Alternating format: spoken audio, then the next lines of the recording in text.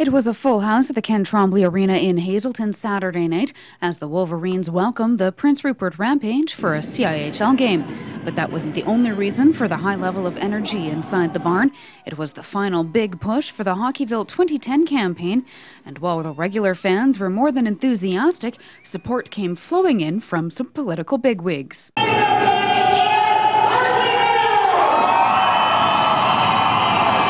Prior to the game, NDP leader Carol James received a tour of the beloved barn to see the state of disrepair.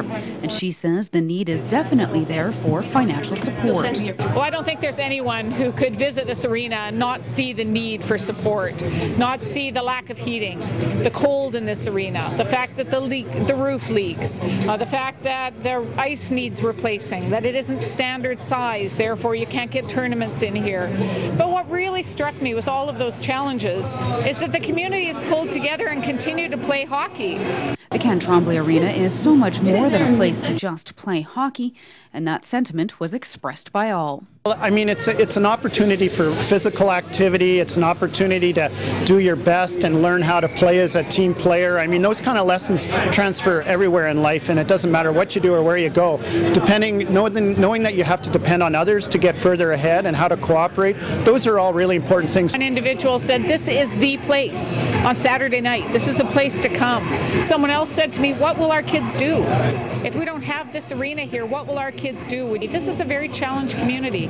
Hazelton has some tough times, huge unemployment issues, huge issues around youth suicide and attempted suicide.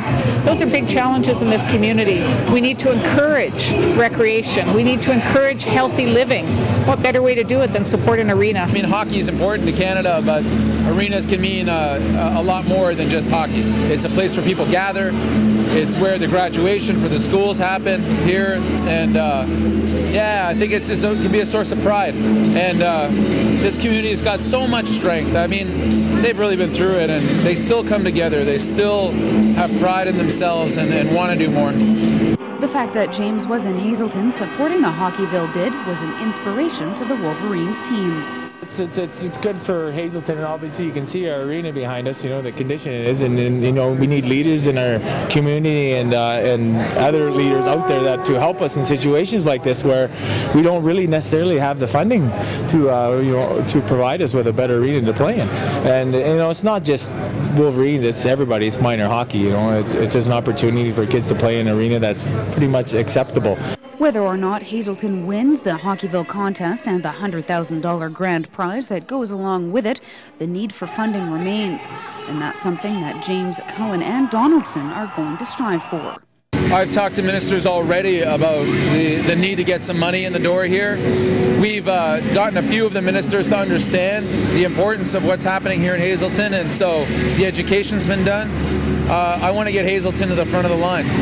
From my perspective, the Hockeyville is one more place to try and find the funding, but I think this campaign has to continue regardless of whether Hockeyville is there or not. The campaign has to continue until we get the money to fix up the ice rink here in Hazelton. There are only 7 days left to post stories to the Kraft Hockeyville website before the entry period closes.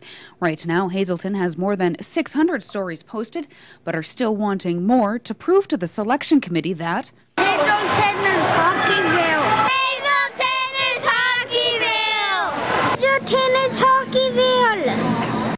Hazelton is Hockeyville.